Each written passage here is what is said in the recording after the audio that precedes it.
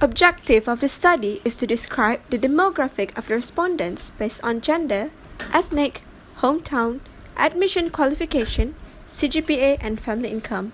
The demography can be briefly described as the statistical study of population, especially human beings. As a very general science, it can analyze any kind of dynamic living population. From this, it is much more convenient to analyze the information based on the SQQS alumni. Gender. The data type for respondents' gender is qualitative and its scale of measurement is nominal. Based on the table and the bar graph above, we can conclude that the majority of SQQS alumni are female. Ethnic. The data type for respondents' ethnic is qualitative and its scale of measurement is nominal. Based on the table and pie chart above, we can conclude that the majority of SQQS alumni are Chinese, then followed by Malay, other ethnics, and Indians respectively. State. The data type for respondent state is qualitative and its scale of measurement is nominal. Based on the table and bar graph above, we can conclude that the majority of SQQS alumni are from Malacca, while the very least of respondents are from Perlis. The data type for respondents' entrance qualifications is qualitative and its scale of measurement is ordinal. As shown in the table and pie chart, it clearly says that the SQQS alumni is most likely consisting SPM. CGPA. The data type for respondents' CGPA is quantitative and its scale of measurement is ratio. As shown in the table and pie chart, most respondents tend to get the CGPA between 2.97 to 3.16. Salary. The data type for respondent salary is quantitative and its scale of measurement is ratio.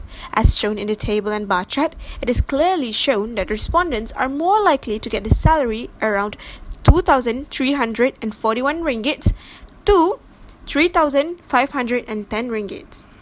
Objective 2 is to analyze and compare CGPA between gender, entrance qualification, program, ethnic, total semester status, working sector, and type level of work. Firstly, we are comparing between CGPA and gender, and as we can see from the box plot above, we can see that the median of male and female are the same, which is 6, and for the skewness are also the same, that both of the gender has the right skewed. And as for the conclusion, we can see that the respondents from both gender tend to get the CGPA between 2.97 until 3.96. Next is comparing CGPA between entrance qualification. As we can refer to the scatter plot above, we can know that the shape of the relationship between CGPA and entrance qualification is linear, and the trend of the relationship is zero slope, and there is no outlier between both variables.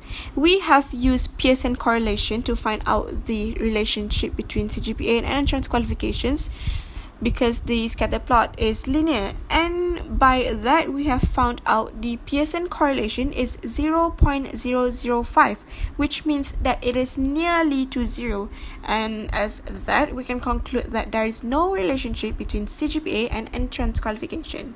Next is comparing CGPA between programs. As we can see from the box plot above, we can see that all programs, decision science, business mathematics, and industrial statistics, all have the same median, which is 6. And also, all the programs have the same skewness, which is right skewed. And as for the conclusion, we can conclude that the program does not affect the CGPA since the respondents from all of the 3 programs are getting most likely CGPA. Next is comparing CGPA between ethnic. As we can see, the highest median come from Chinese and Indian, which is 6, while the lowest median comes from Malay and others, which is 5.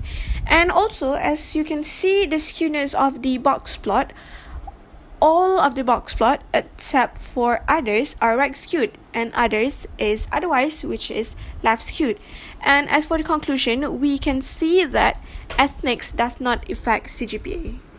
Next is comparing between CGPA and total semester status. As we can see from the box plot above, we can see that the highest median comes from graduate on time, which is 7, while the lowest median comes from X10, which is 2. And as we can see from the box plot, we can see that the total semester status from graduate on time has one outlier.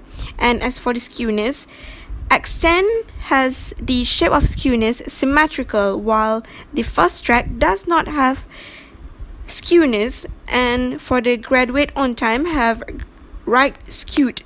And as for the conclusion, we can say that CGPA does affected by total semester status.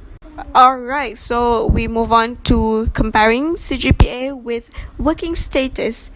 As we can see from the box plot given, the highest median comes from no, not working, which is 7, while the lowest median comes from working, yes, which is 6.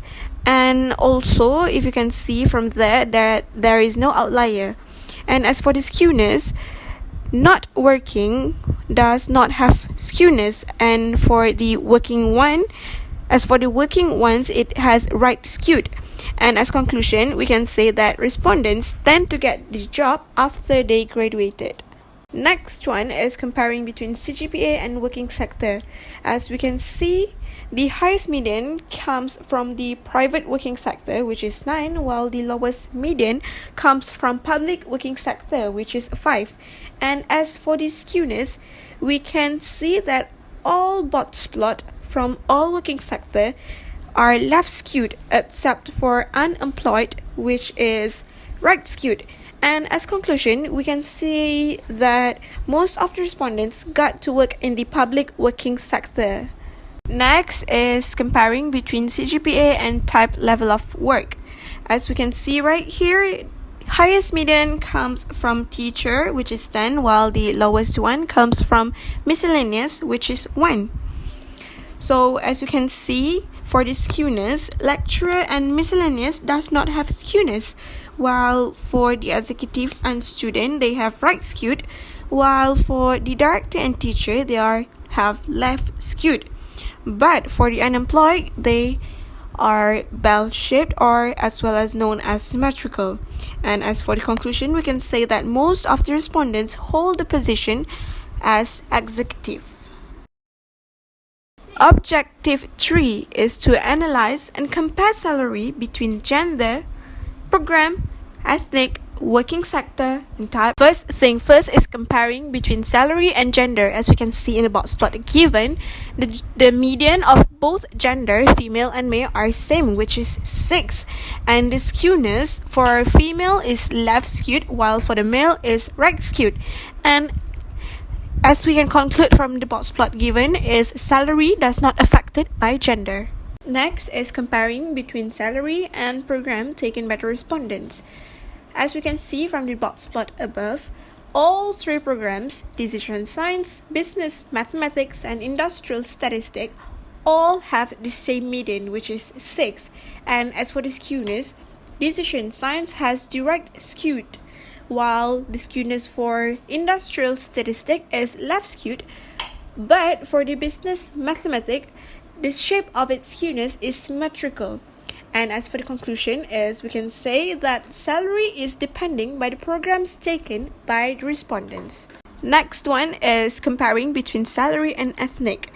As we can see from the box plot above, we can see that the highest median comes from Chinese, which is 7, while the lowest median comes from Malay, which is 4. And if we try to look at the others ethnic, we can see that there is one outlier at the top of it. And as for the skewness, all ethnic have right skewness, except for others that has left skewness. And for the conclusion, we can conclude that ethnic Malay is the one that has lowest salary compared to others, even though the number of respondents is not the lowest. This has shown that ethnic Malay does not put the value of salary as their priority as long as they get the job. Comparing between salary and working sector, as we can see from the box plot given, the highest median comes from the working sector owned, which is 9, while the lowest median comes from the working sector unemployed. And as for the skewness, we can see that all working sector has the right skewed except for private. Private has symmetrical skewness, or we can also call it as bell-shaped. And however, there are extreme outliers for the public working sector. Most of the outliers, majority at the range of salary 4,000 until 6,000 ringgit. This is because some of them are offered with the higher position in certain company so that they gain higher salary than the others in public working sector. Comparing and analyzing salary across the type level of work. So as we can see on the box plot given, there are three sets of type level of work that has outliers. There are director, lecturer and teacher. Director and lecturer have several outliers, while for the teacher, it has only one outlier. And as for the median, director has the highest median, which is 9, and for the student, they have the lowest median, which is 1. And for the skewness of the box plot, there are three data that have no skewness, which is lecturer, teacher, and unemployed.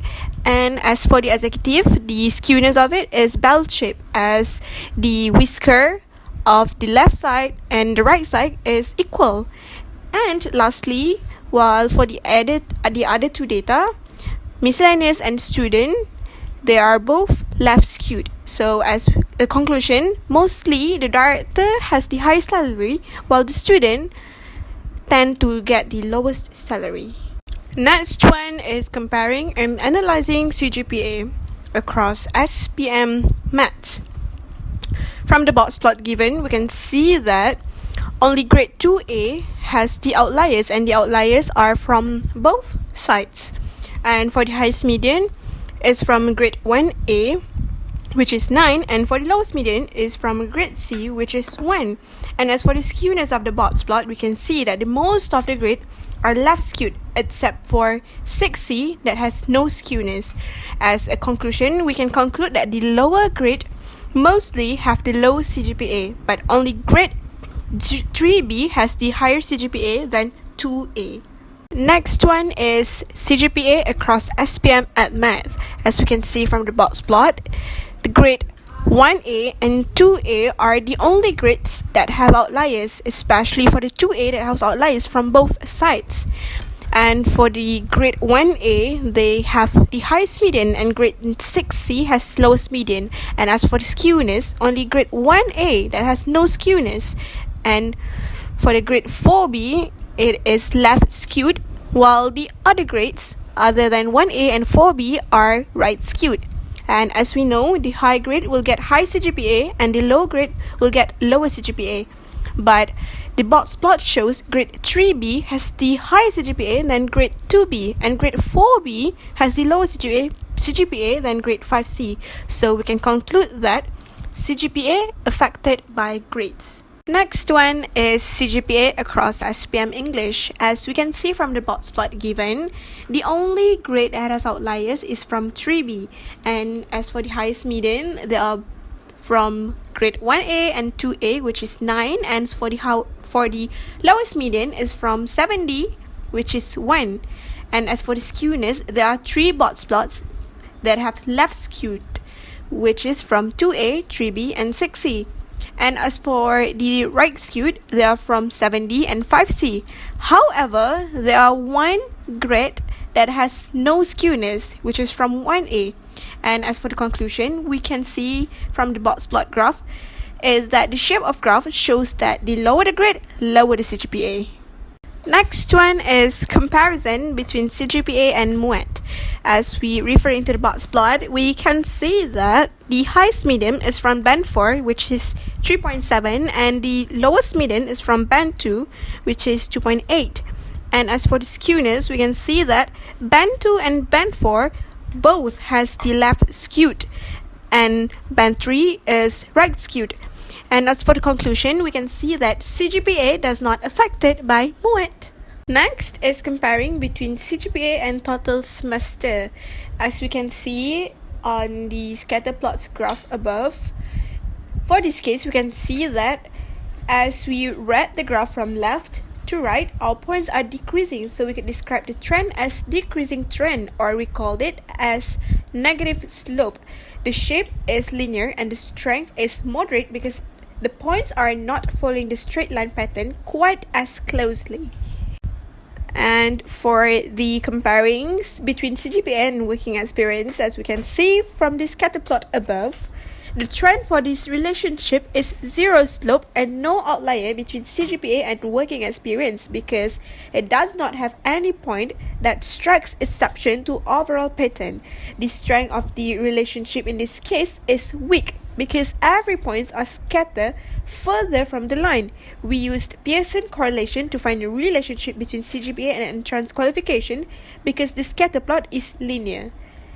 And by using SPSS, we found out that Pearson correlation is 0.005, which means that it is nearly to zero, and we can conclude that there is no relationship between the CGPA and entrance qualification. Lastly is comparing CGPA between salary.